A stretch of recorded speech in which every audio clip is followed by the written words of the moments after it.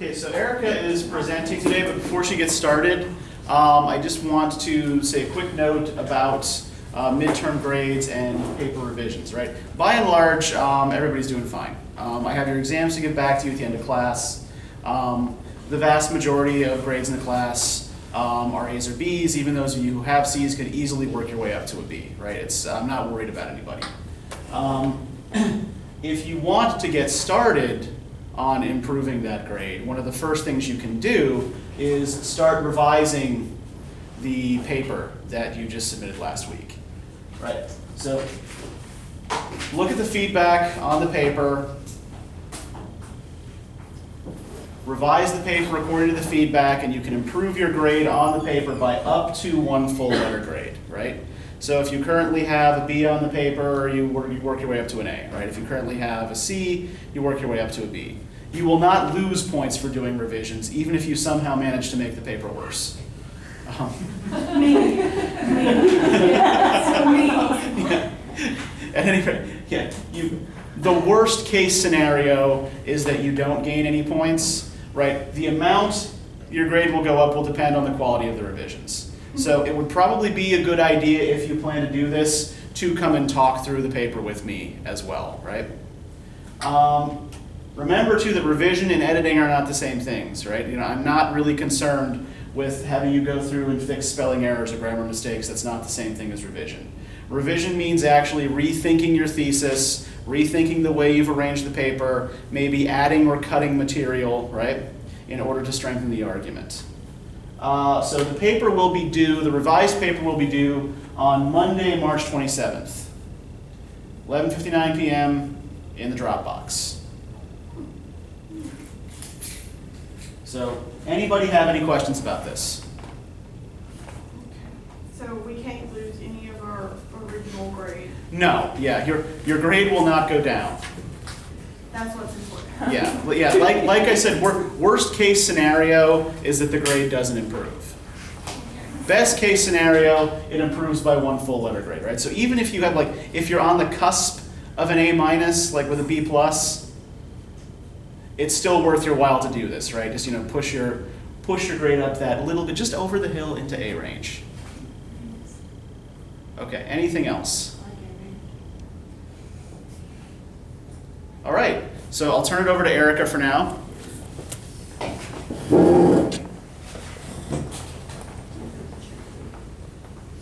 Where's the good pen? Sorry, there's no fudge this time. One more question. You said at 11 p.m.? 11:59, yeah, so functionally midnight, but midnight would then be the next day, right? It would be the 28th, so, Okay. yeah. You said on 11.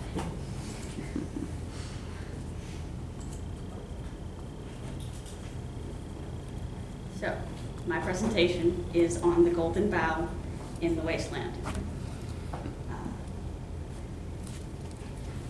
Who here was completely and utterly confused the first time you read it? The only time you read it, who knows? Okay, perfectly fair. I read it probably 6 to 10 times, and then I got a copy of the Golden Bough, which this is the abridged edition. It exists on Project Gutenberg. You can find all 12 volumes. And it's, to me, fascinating reading, but it takes a while to get into.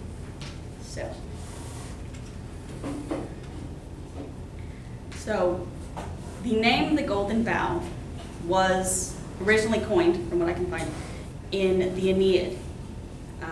And if you'll remember from the epigraph, the Sibyl is first mentioned there.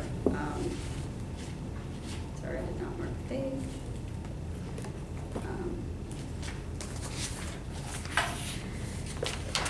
For I once saw with my own eyes the Cumaean Sibyl hanging in a jar. And when the boys asked her, "Sibyl, what do you want?" she answered, "I want to die." Because she was a figure, mythological figure who asked for immortal life, but did not think to ask for eternal youth. So she perpetually aged, but could not die. And so in the Aeneid, she tells Aeneas that he has to get a golden bough from a tree in order to gain entrance into the underworld. And the book, The Golden Bough, full title is The Golden Bough, A Study in Magic and Religion. And Fraser was an anthropologist. He was interested in the evolution of early pagan belief systems and how it moved into Christianity.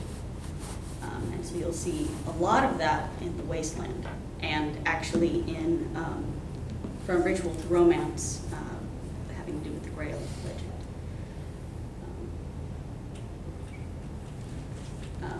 Sorry. What Fraser eventually determined as to what the golden bough was mistletoe. In the winter, when you look at an oak tree or most any tree, you will see, as depicted here, just little golden or green pieces of a parasite, but it looks as though the only thing that is growing there is this golden bough.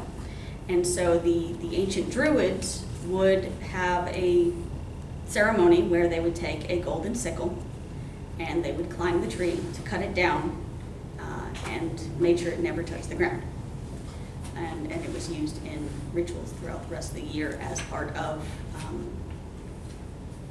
fertility and keeping agriculture going. It was considered to be the life force of the tree itself. Without that, the tree couldn't survive, and therefore the land couldn't survive. Yeah? That's mistletoe, isn't it? Yeah. Okay. Just making sure. Did a lot of digging. And then I looked outside. So the wasteland, technical definition, is a land that is barren or unfit for cultivation. In mythology, the Celts used it to define a land that was barren because of a wounded king, specifically wounded in the genitals. More modern language will say thigh, but he is quite literally rendered impotent, and since he cannot bear an heir, the land itself cannot grow. So the Fisher King came out of this. This is the idea of the king that is impotent, does not die, is not killed, and so he sits and he fishes and does nothing. And it goes back to the idea of that fish is a life symbol, which actually existed long before Christianity picked it up as a symbol. So the way to get past the Fisher King is for a hero to come in and sacrifice himself for the life cycle to begin again. So these are some sacrificial kings that are talked about by Fraser and occasionally mentioned in The Wasteland. So Tammuz was worshipped in Babylon. He was considered to be the consort of the goddess Ishtar. And every year he died, went to the underworld. She followed in grief and took all life, fertility, etc. with her. And when she rescued him, brought him back, the land could be fertile again, things could grow again. Adonis, which is probably more familiar, is taken completely from Tammuz. Tammuz's title was Adon, or Lord. So the Greeks simply used the word, called him Adonis. Same basic story. He gets killed, goes down to the underworld. Unfortunately, he is beloved by Aphrodite. So Zeus comes up with compromise. Half the year he's with Persephone in the underworld, half the year he's on Earth. He's on Earth, we have life. He's in the underworld, we have no life. It's a very, very common theme. Also, one thing I found out is that everything relates to a flower. Where blood drips, you get the flower. I could not find one for Tammuz, but I'm assuming since he is essentially Adonis, it's the red rose or the red anemone. So, if you'll remember, in the first part of the poem, it discusses, April is the coolest month, breeding lilacs out of the dead land. Attis is the lilac. Everywhere he bled, he got lilacs. He came from Phrygia, modern day Turkey. This is another one where even Fraser had several theories as to what he was. He was either the consort of the mother goddess or the son. Everybody believed he was a miracle child born of a virgin, which I imagine that sounds familiar. His death is another fun one. Either he was killed by a boar or he cut off his genitals and bled to death.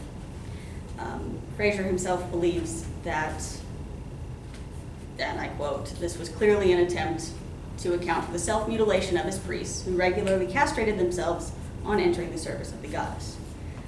Lots of fun.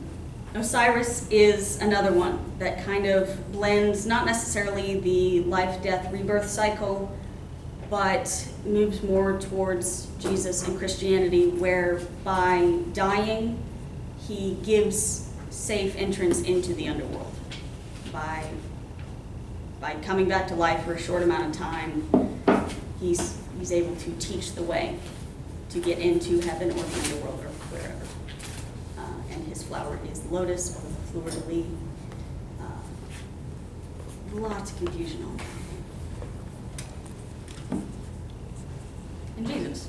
This flower most commonly is the dogwood. The myth is that the wood used to hang him on the cross was dogwood, and that is why the leaves are gnarled, and the 4 pips on the flower are where he was nailed to the cross. So, drawing from pagan cultures, you have the idea of the birth in December of the sun god, where you have life beginning to come back, and his death and resurrection in the spring, having to do with fertility rituals. So, we'll go to page 6, lines 35 to 40. If I can find it. You gave me hyacinths first a year ago. You called me the hyacinth girl. Yet when we came back late from the hyacinth garden, your arms full, and your hair wet, I could not speak, and my eyes failed. I was neither living nor dead. This is interesting. Hyacinths do specifically refer to the male fertility god, but you have a woman stating this, a woman talking of being the fertility god herself. But it is the same basic life, death, and birth, pulled directly out of Fraser.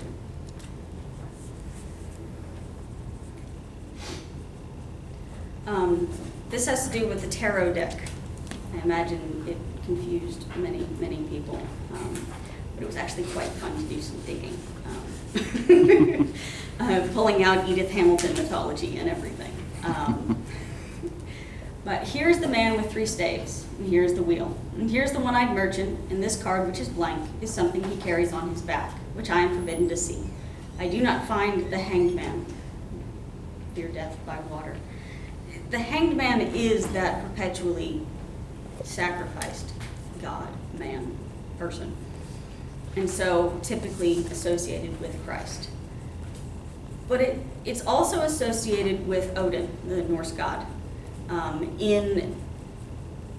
especially with the fact that it mentions the one-eyed merchant. Odin gives his eye to gain knowledge, to be able to lead. He also has himself hanged so that he can learn the knowledge of runes.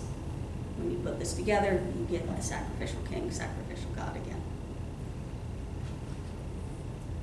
What is that sound high in the air? Murmur of maternal lamentation. This is the mother, the consort, always weeping for and longing for that deceased king, God.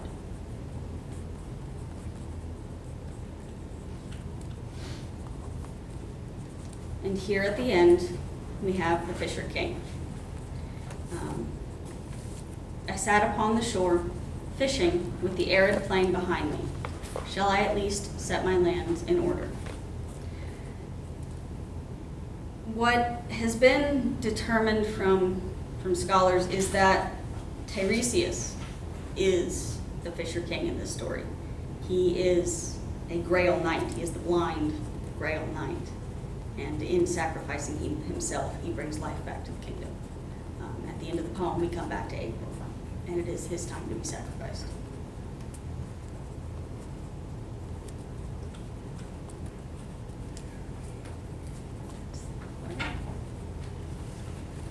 Yes.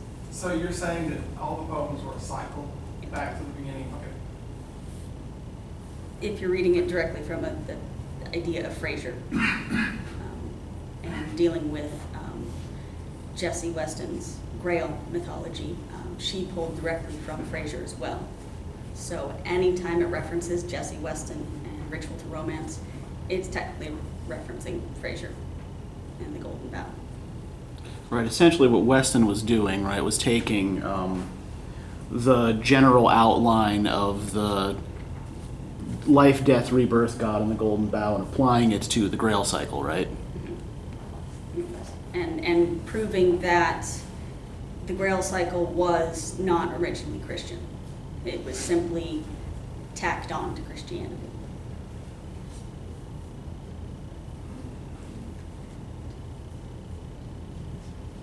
Did you ever touch on belladonna, the lady of the rock?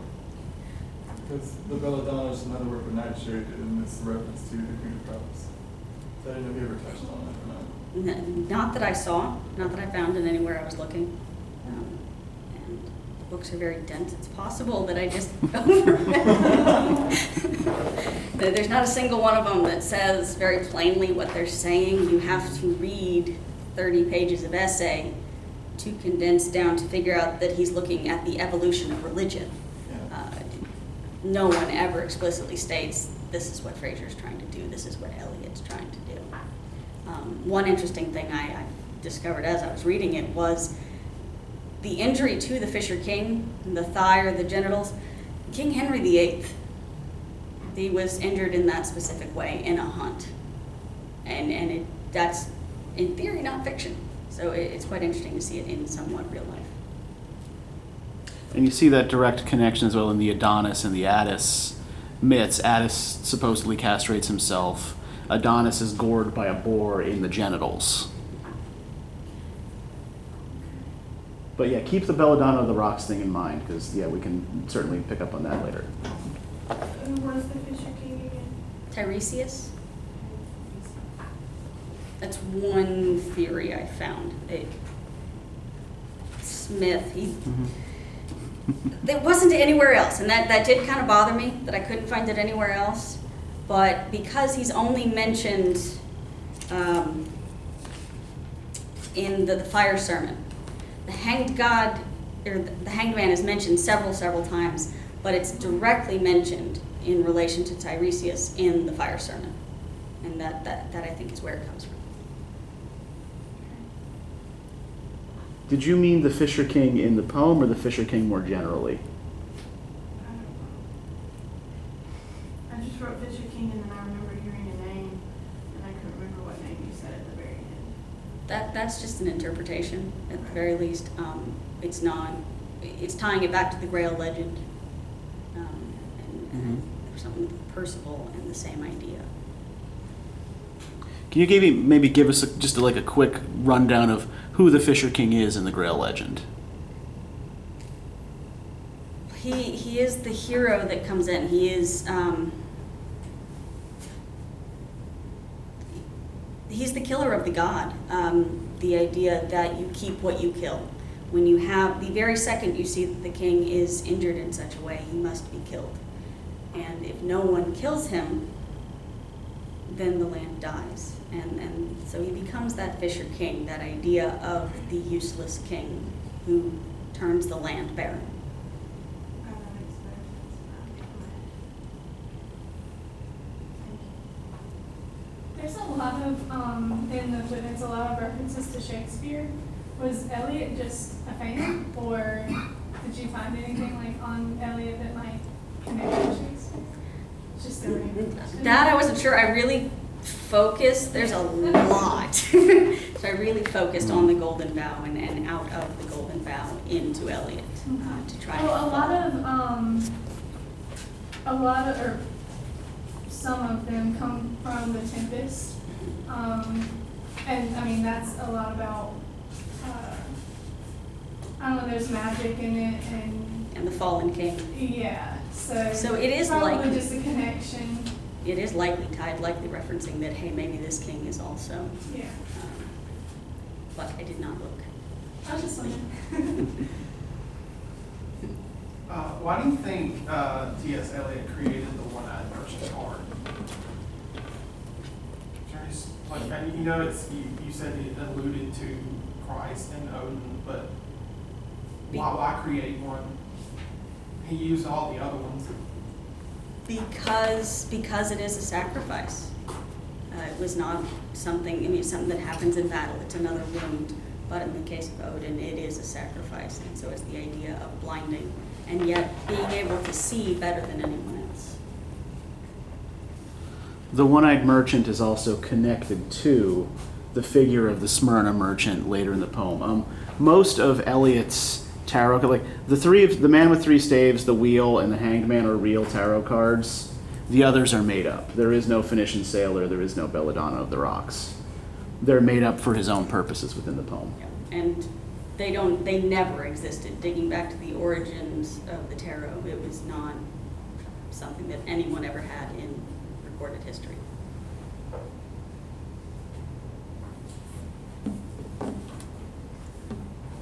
Okay, anybody else have any questions for Erica?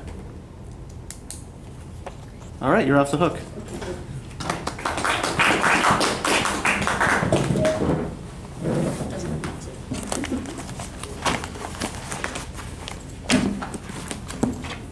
All right. So you can, if you got something to remove, go for it.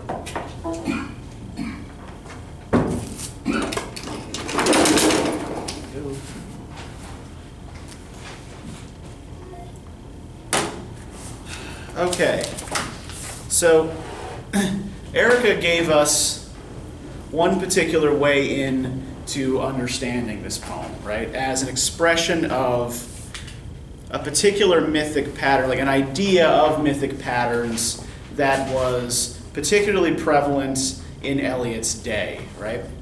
Fraser wrote the Golden Bough around the turn of the 20th century, and so the ideas in it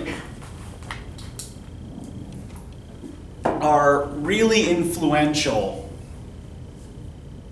in a certain strand of modernist writing, right? So there are a lot of modernist authors who, following Fraser's example, go back to these old myths looking for inspiration, right? You see, in particular,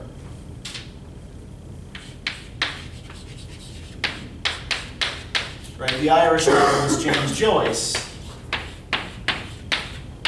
in Ulysses, using the Odyssey as a kind of model for a description of an average day of a relatively average human being in Dublin, right?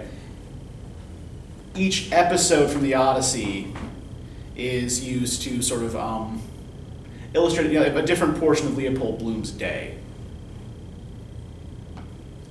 Yeats uses Irish mythology as a kind of structuring principle in much of his early poetry, though he starts to abandon that once he starts getting his ideas about whirling gyres and things of that nature. Ezra Pound, right? Everything always comes back to Ezra Pound. Right? He has this kind of this ghostly presence in the class. In his long, unfinished magnum opus, The Cantos, uses the Odyssey as well as other mythic patterns as a sort of basis to build on, right? And Pound and Eliot, of course, knew each other because Pound knew everybody. And Pound was a big early promoter of Eliot's work. In fact, The Wasteland owes its current form, the form in which it's best known, to Ezra Pound. The poem that T.S. Eliot initially wrote was much longer and was called He Do the Police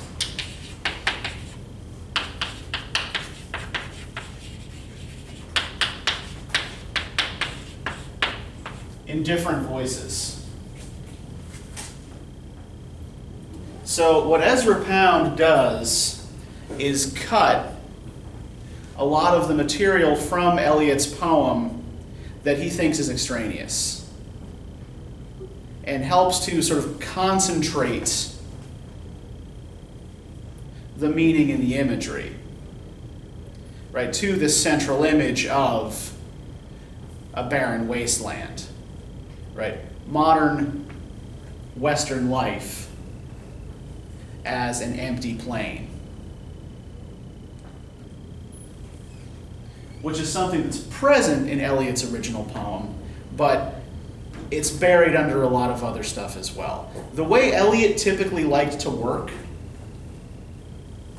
was to assemble his longer poems out of pre-existing fragments in his notebook.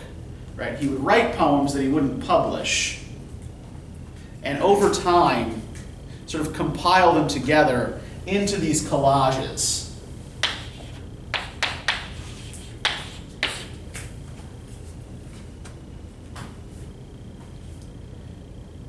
So The Wasteland is by and large a collage made out of pre-existing fragments of Eliot's work and of snippets that he's borrowing from other places, or as he would actually have it, stealing from other places.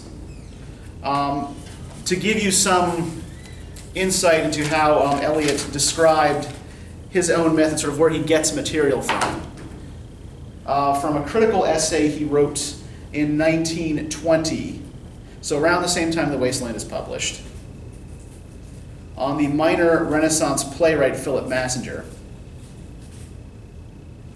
He writes, "Immature poets imitate. Mature poets steal.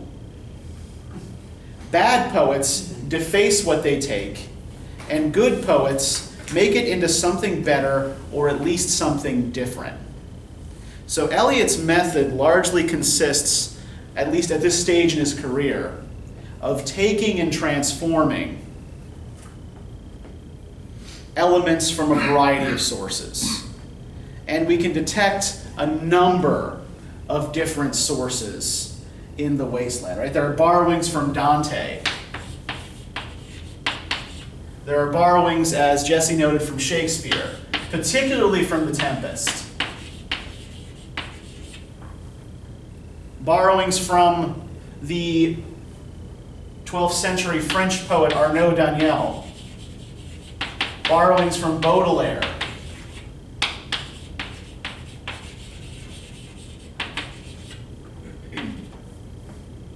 From Fraser and Weston.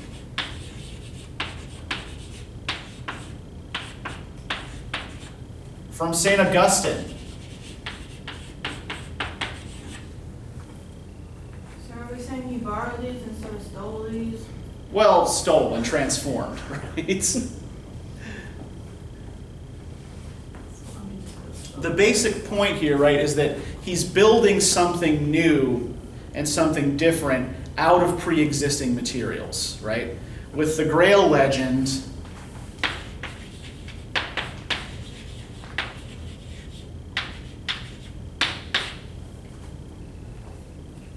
as a focus for the whole thing. He's also borrowing, he's not just borrowing from the Western tradition, he also borrows, particularly towards the end of the poem, from a series of Hindu philosophical texts called the Upanishads. So he's also trying to blend Western and Eastern mythological traditions.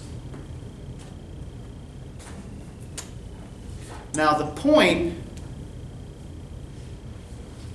of this whole mythic method for him, right, using pre-existing myth as a focus,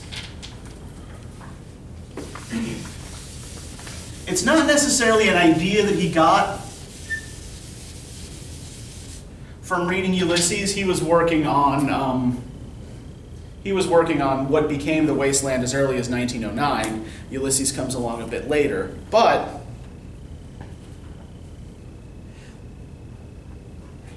in an essay on Ulysses, a sort of review of Ulysses for a magazine called The Dial, what he's trying to do, right, is use myth as an ordering principle for experience, right, for contemporary experience.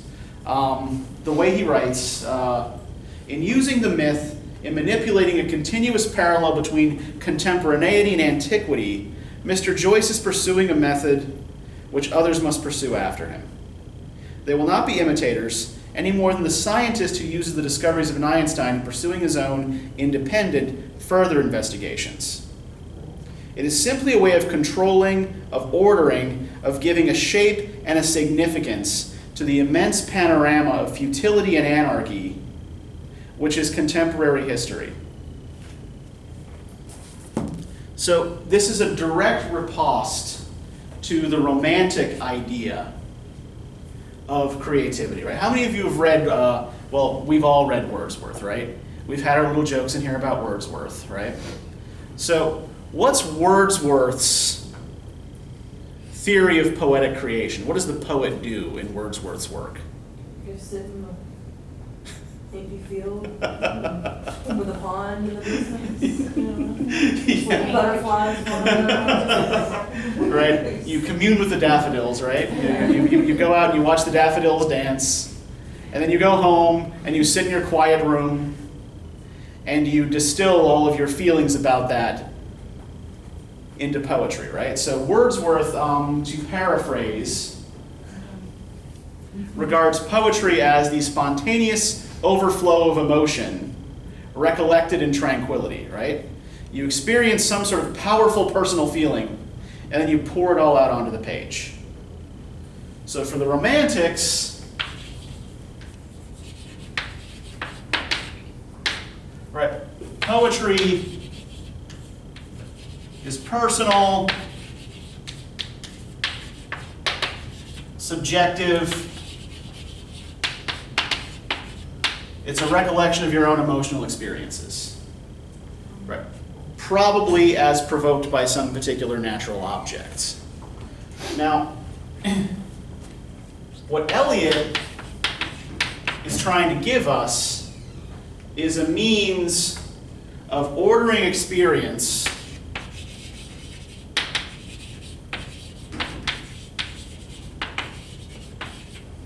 using a pre-existing structure.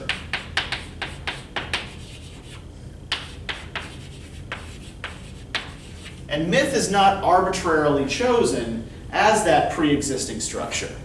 As Fraser points out in the Golden Bough, there's a great deal of similarity between myths that are produced even by different cultures and different times. There's a great deal of consistency in myth. There's actually less consistency in myth than Fraser and Eliot seem to believe.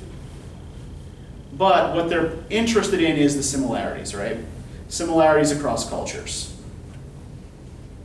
So because we already see these patterns of similarity in myth, right? Clearly it speaks to some kind of deeper human impulse, which Eliot sees as an impulse towards order. And this is his way of dealing with what he regards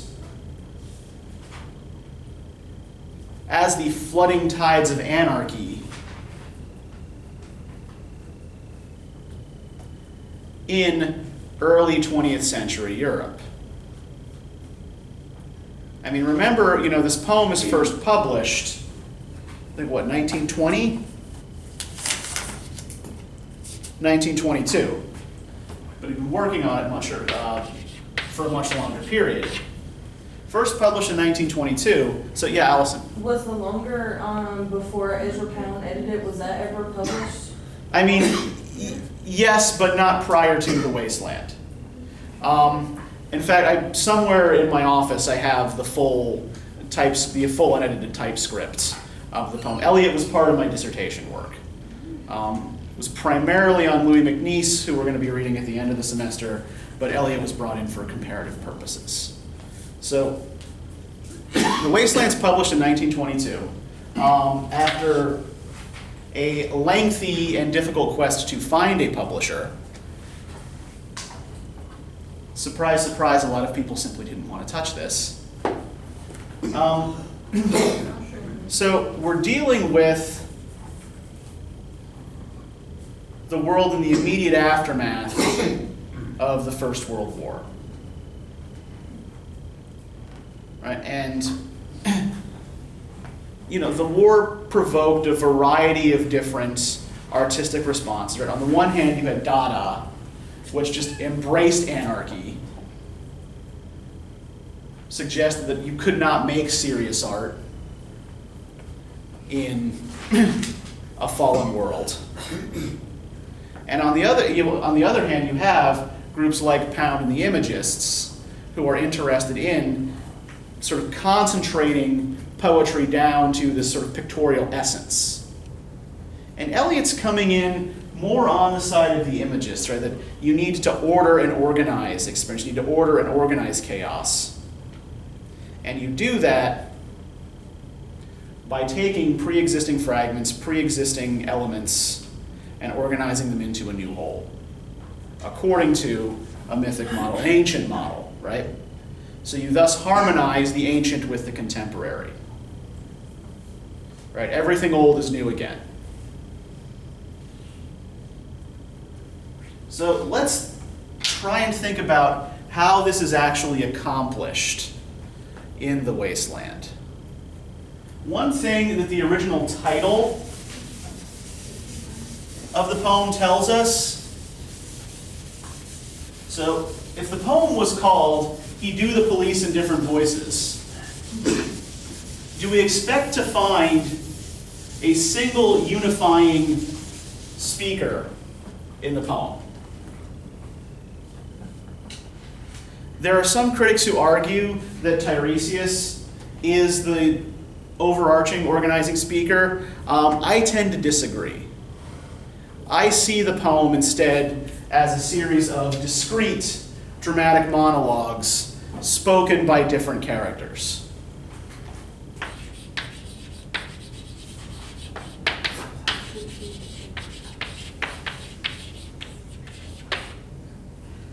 But these all work towards a similar purpose.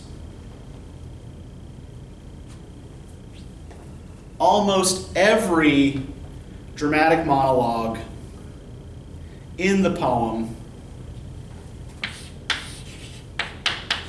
refers in some way to infertility or sterility.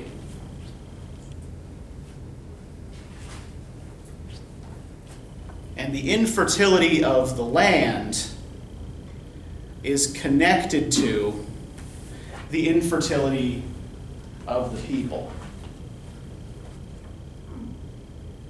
So let's start. So it refers either to infertility or sterility or both? Both. Okay. Yep. We see a lot of, from the point of view of reproduction, purposeless sexual activity in the poem. We'll get to that in a moment. Let's start with the burial of the dead on page 5. Can I get a volunteer to read that first paragraph, starting with "April is the cruelest month"?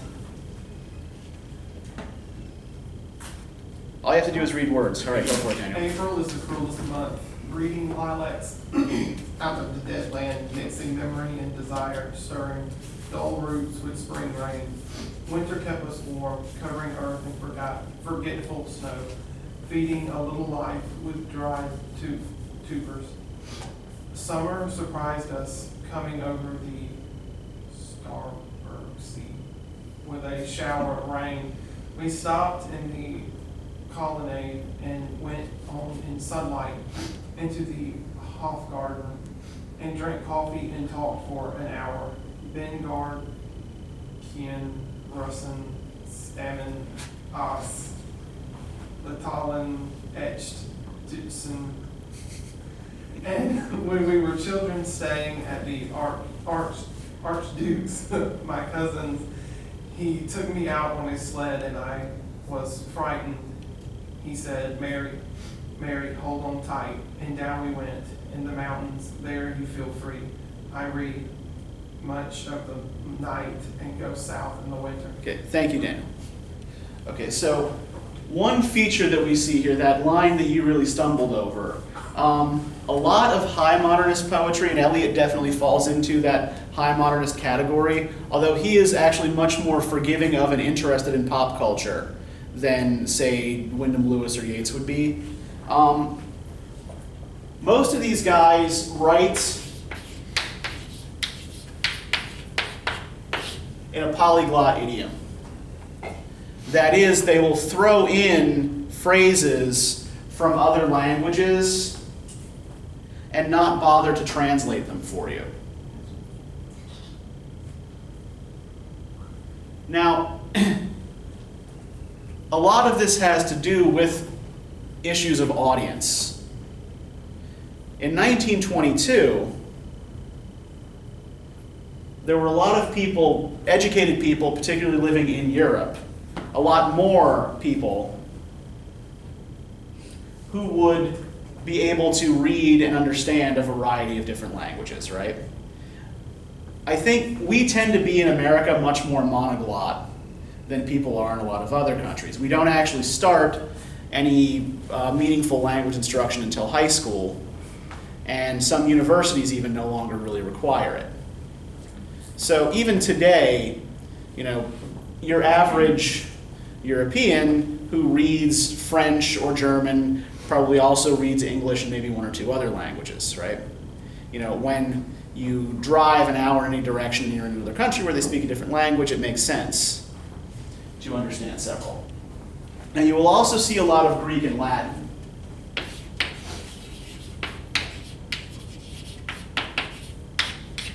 And that is largely Eliot showing off his superior knowledge and learning. Well, a lot of the way he writes, could it be too, like, did he feel like people were getting dumber anyway? And like, I mean, seriously, I mean, and like, that's his way of, I don't know. Uh-huh. I don't know, just, I don't know. Yeah, well, you know, Eliot, that's definitely kind of Yeatsian idea, although Yeats himself is pretty much a failure in all areas of his life except poetry. And an appallingly bad speller. Like, if you ever see any of Yeats's letters in the original, he wrote, I don't mean to make fun of a dead great poet, but, you know, he wrote an application for a job as a professor of poetry at Trinity College Dublin and misspelled professor in the application. So, you know, being a great speller is not a prerequisite for being a great poet. You know, he did not have access to spell check, but I digress. Yeah, Greek and Latin, the fact that he is fluent in Greek and Latin and knows the Greek and Latin classics is a mark of sophistication in education. This is, you remember when we were talking about Lewis? And when you said you didn't get it, I responded that Lewis would say, good, you're not supposed to.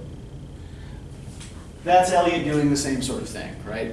If you can't read the Greek or Latin, the poem is not for you. But what we get in this verse paragraph, right, the voice through much of this is of a woman by the name of Marie Lemich, who was an Austrian aristocrat whom Eliot had met in his travels in Europe, and who had written a memoir of the sort of Central European aristocracy. Her cousin had been involved in a sexual scandal, right? The Archduke referred to here, who had been the heir to the Austrian throne, had impregnated a woman of lower birth, and rather than, having the baby and concealing it, rather than marrying and sucking it up, after a botched abortion, the two of them kill themselves, right? It's part of a suicide pact. So the Archduke on the sled with Marie, right? This is a reminder of the Archduke Rudolph of Austria's suicide after a sex scandal.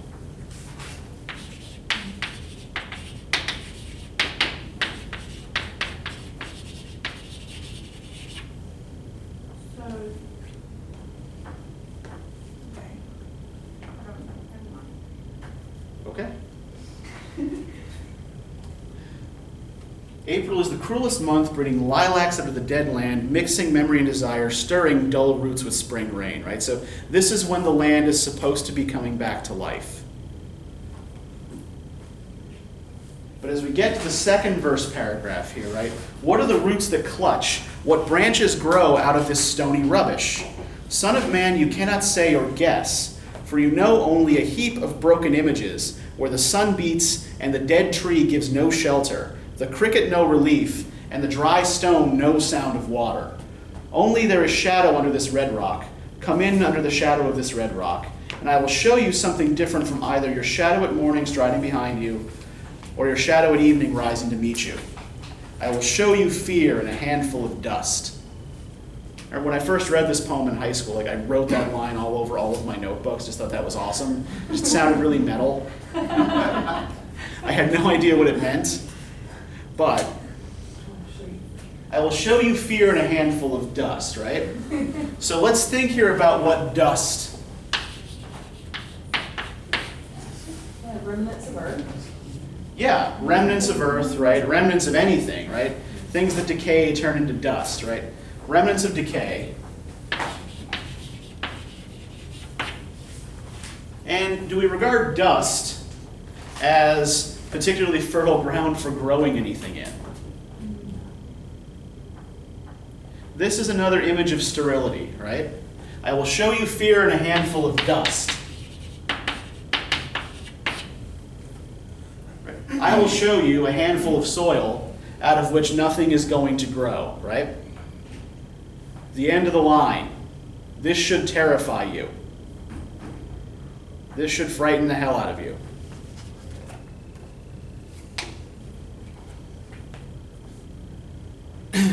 Now, if we skip ahead a little bit, we talked a little bit about the tarot portion. I think the Belladonna, the Lady of the Rocks, Luke, that you were asking about, I think he's actually getting that mostly from Walter Pater and Walter Pater's essay on Leonardo da Vinci. We're talking about she is older than the rocks on which she stood. He has this long, very purple paragraph about how the Mona Lisa is a vampire and all that sort of thing. So, in tarot, the Queen of Cups is the Lady of Situations, and the Belladonna is the nightshade, which is shaped like a cup. yeah. That's why I kind of drew that. Okay. That line. Yeah. It was like a subtle, goes back to the minor arcana instead of the major that he's using later on. Okay. Yeah, I can see the connection. The only thing I would say to that is that Eliot himself at least claimed to be largely unfamiliar with the tarot, and is just using it as an image here. He even borrows the name Madame Sosostris from a novel by Aldous Huxley. And in a lot of ways, she seems to be a parody of, you may remember when Sarah gave her presentation on Yeats's, shall I say, more esoteric interests. We referred briefly to a Madame Blavatsky.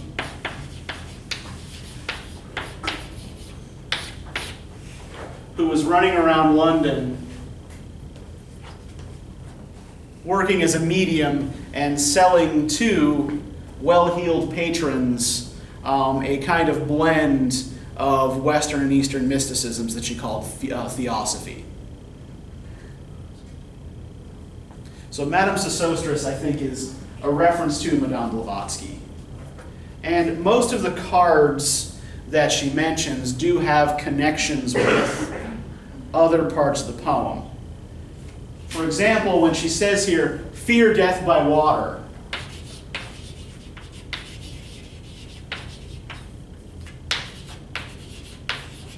I think that gets at the references to the Tempest that you were talking about, Jesse, right? Those are pearls that were his eyes, right? Taken from Ariel's song describing the shipwreck. And if we take that to, where is it? Death by Water on page 16. Phlebas the Phoenician, a fortnight dead, forgot the cry of gulls and the deep sea swell and the profit and loss. A current under sea picked his bones in whispers. As he rose and fell, he passed the stages of his age and youth, entering the whirlpool. Gentile or Jew, O you who turn the wheel and look to windward, consider Phlebas, who was once handsome and tall as you.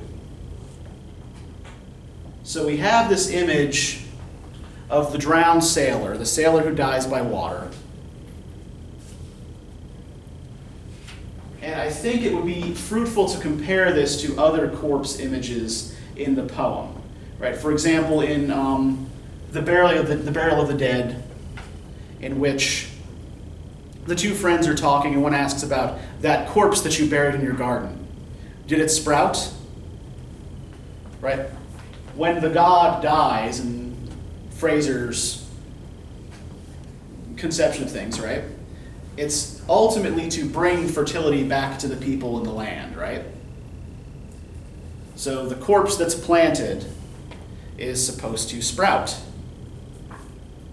What happens to a corpse that dies in the water? I guess it gets eaten by the fish. Yeah. The drowned man isn't going to sprout, right? Fear death by water, right? Phlebas, the drowned Phoenician sailor, is an image of a sterile death, right? A death that's not going to produce new life.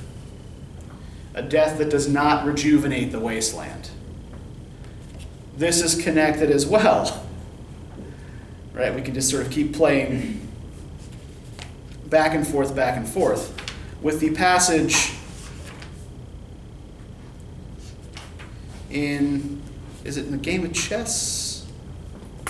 No, I think it's in the Fire Sermon with the Smyrna merchant, right, page 12. Unreal city, under the brown fog of a winter noon, Mr. Eugenides, the Smyrna merchant, unshaven, with a pocket full of currants, CIF London, documents at sight, asked me in demotic French to luncheon at the Cannon Street Hotel, followed by a weekend at the Metropole. So we've got another merchant from the same part of the world as Phlebas the Phoenician, right? Also referenced by a tarot card, the one-eyed merchant, with a Greek name. And he asks the speaker to lunch at the Cannon Street Hotel, followed by a weekend at the Metropole. Now, in turn-of-the-century England, the Cannon Street Hotel and the Metropole were well-known homosexual hangouts. So Mr. Eugenides, the Smyrna merchant, is making a proposition to the speaker, right? So this is, from the point of view of the poem, another reference to infertile or unproductive sexual activity that will not rejuvenate the wasteland.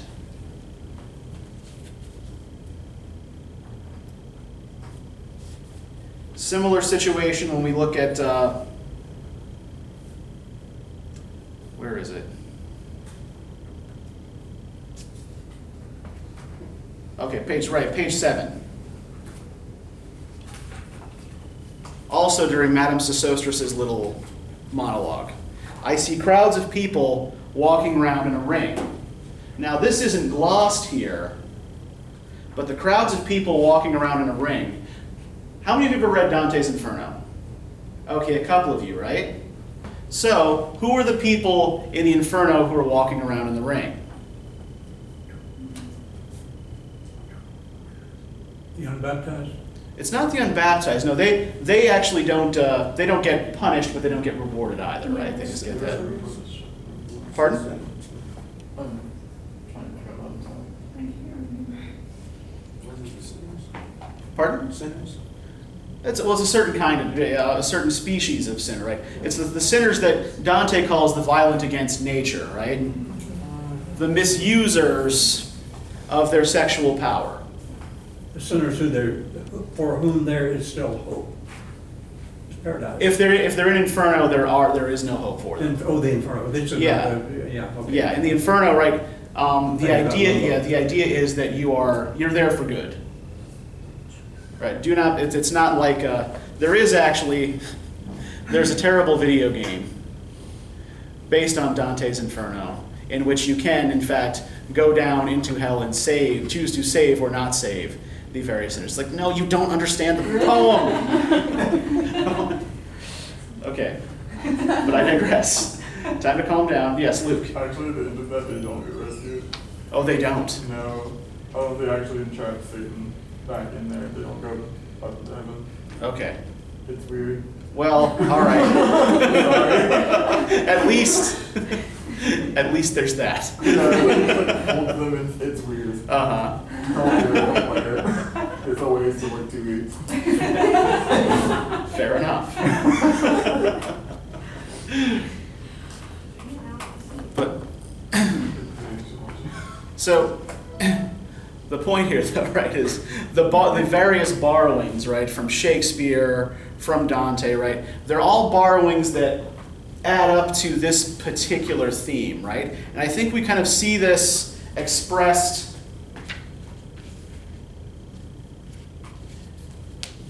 most clearly in the fire sermon, sort of right at the middle of the poem, in Tiresias' speech and observations, right? Now, what is special or unusual about Tiresias? Led 2 lives. Yeah, led 2 lives, as a man and as a woman, right? He's been both. And according to the myth, he is the only person to have experienced sexual relations both as a man and as a woman. Right? He's asked which, who gets the best of it, right? And that prompts him to tell his little story about striking the 2 snakes, coupling and getting changed into a woman, and then later coming back and striking them again and getting changed back into a man. Right. I, Tiresias, though blind, throbbing between 2 lives, old man with wrinkled female breasts, can see at the violet hour, the evening hour that strives homeward, and brings the sailor home from sea. The typist home at tea time, clears her breakfast, lights her stove, and lays out food in tins. Out of the window, perilously spread, her drying combinations, touched by the sun's last rays. On the divan are piled, at night her bed, stockings, slippers, camisoles, and stays. I, Tiresias, old man with wrinkled dugs, perceived the scene and foretold the rest. I too awaited the expected guest. He, the young man carbuncular, arrives, a small house agent's clerk, with one bold stare, one of the low on whom assurance sits, as a silk hat on a Bradford millionaire. The time is now propitious, as he guesses. The meal is ended, she is bored and tired, endeavors to engage her in caresses, which still are unreproved, if undesired. Flushed and decided, he assaults at once. Exploring hands encounter no defense. His vanity requires no response, and makes a welcome of indifference. And I, Tiresias, have forsuffered all, and acted on the same divan or bed. I who have sat by Thebes below the wall, and walked among the lowest of the dead. Bestows one final patronizing kiss, and gropes his way, finding the stairs unlit. A couple of things here. One, Tiresias, having forsuffered all, right? This is a reference to the fact that he knows both the male and the female side of this pairing, right? He's been through both. Now, what do you make of the expected guest here and his appearance and behavior? The young man carbuncular, a small house agent's clerk. What does it mean that he's carbuncular? Acne. Yeah. Pimples, right? The young man pimply. And how does he behave here after the meal? How does she seem to be behaving towards him? Bored. She's bored and tired. Yeah, bored, tired, indifferent, right? And he takes her indifference as a yes, right? Go ahead. Bestows one final patronizing kiss and gropes his way, finding the stairs unlit. She turns and looks a moment in the glass, hardly aware of her departed lover. Her brain allows one half-formed thought to pass. Well, now that's done, and I'm glad it's over. When lovely woman stoops to folly and paces about her room again alone, she smooths her hair with automatic hand and puts a record on the gramophone. So the automatic hand here is particularly important, right? It's mechanical. She's just gone through a series of motions, right? A series of motions that are actually rather similar to what she's doing when she puts the record on the gramophone, right? She picks up the hand, the arm, places it down, and the needle strikes a groove, right? It's a rut, a circular rut that, like all those people running around in a circle, right, is ultimately sterile. Right? This was sort of sex devoid of, not only devoid of love, but devoid of any real desire, right? Like machine sex, right? Something of which the futurists might have approved. But not something of which Eliot approves. In fact, the reference this title makes, the fire sermon, the title of the section, is to a famous sermon by the Buddha, who is urging his followers to reject desires of the flesh, right? To purge those out of themselves as if with fire. And we end with a quotation from St. Augustine, slightly modified, right? To Carthage then I came, burning, burning, burning, burning. O Lord, thou pluckest me out. O Lord, thou pluckest burning. Right? Augustine refers to, in his Confessions, the burning fires of lust several times. Right? This is Augustine's persistent sin, or what he seems to regard as his persistent sin. Is sexual desire.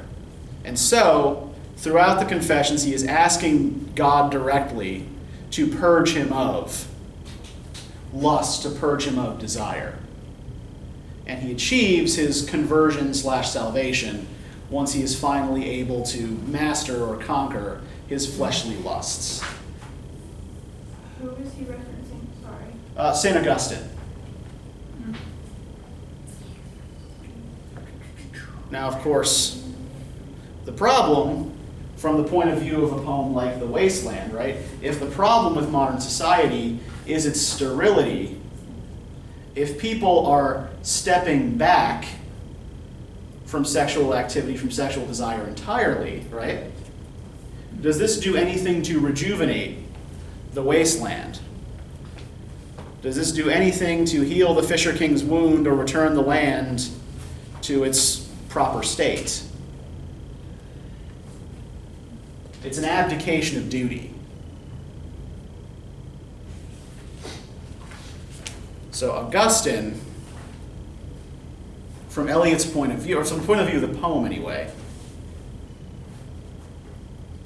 is just as much a dead end as Phlebas the drowned Phoenician, right, who then comes in immediately after the quotation from Augustine.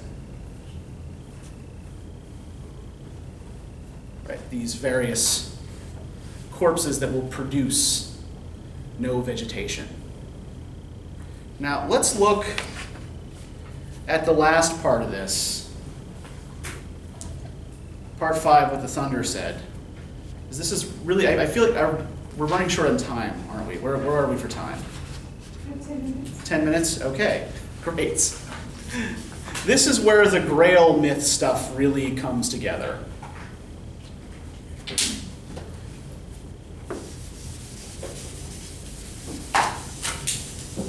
So we start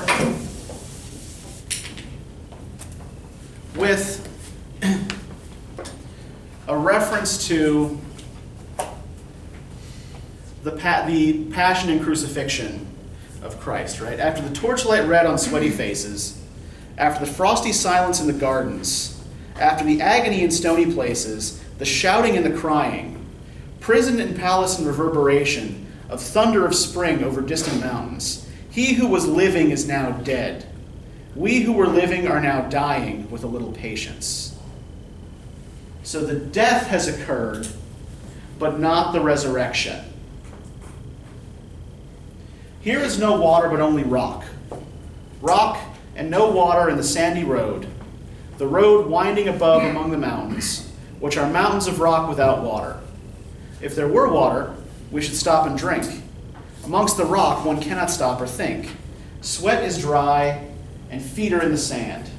If there were only water amongst the rock, dead mountain, mouth of carious teeth that cannot spit.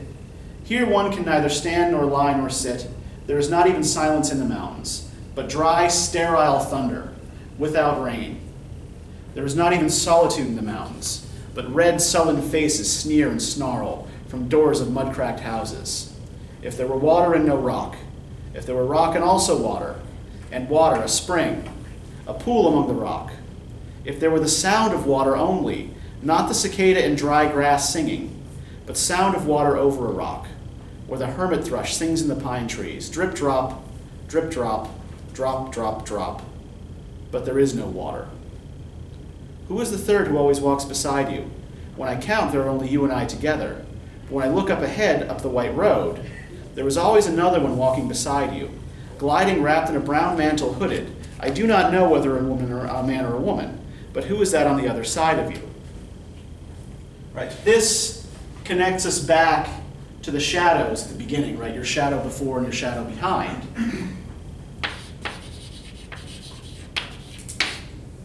And refers to two separate things. First, to an account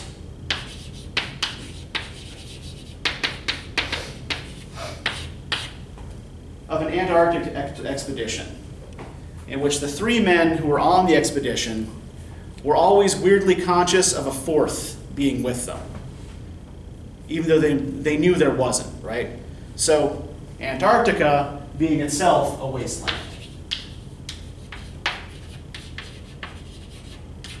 At least from a human perspective, if not from a penguin perspective. The other thing this references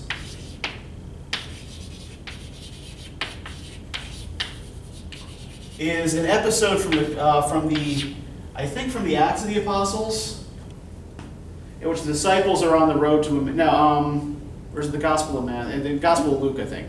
The disciples are on the road to Emmaus, wherever the hell Emmaus happens to be, and an extra figure appears in their midst, right? And the extra figure walking silently along with them is Christ. Now, Eliot would become a religious poet later in life. At the time he writes The Wasteland, though, he is not religious. And so Christ, for him, is much the way Fraser writes of Christ. He's another of these life, death, rebirth figures, right? He's no different for Eliot at this point than Tammuz or Osiris or Attis.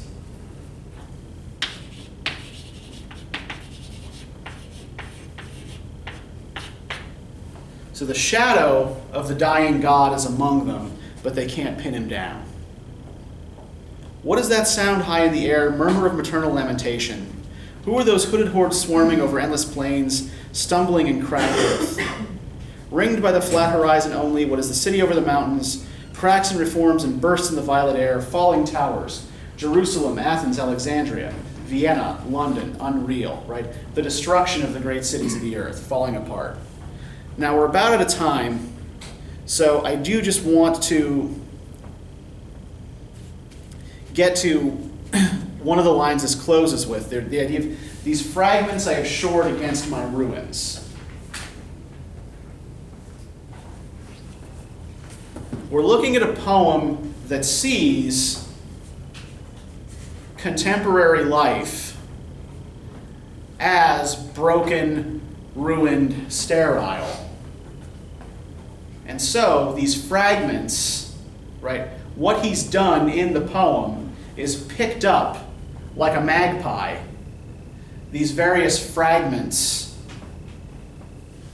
of Western culture and Eastern culture, though we didn't really get to talk too much about that, and built them into a kind of, wall or tower for himself, right? To protect himself from the dissolution of the world, right? I have imposed this mythic order on these fragments in order to defend myself from the infertility, the sterility, the violence, the anarchy outside of me. Okay, so do we feel any better about this yet? Do we feel like there is at least a plan here that this does on some level make sense? Can you repeat about the lines of fragments? These fragments I have shored against my ruin, right? So the speaker in the poem regards the world he lives in as essentially irredeemably ruined, right? It's broken, it's busted. Nothing's growing out of the dead land. So in order to protect himself from that ruin, like in a lot of ways it's all that's left for him to do, he's gathered up all of these fragments of old Western texts, old Eastern texts, and built them into a kind of wall. Any other questions before I let you go? All right, so get started on Virginia Woolf for next time. And have yourselves a good weekend. Oh, I have your exams to give back to you also.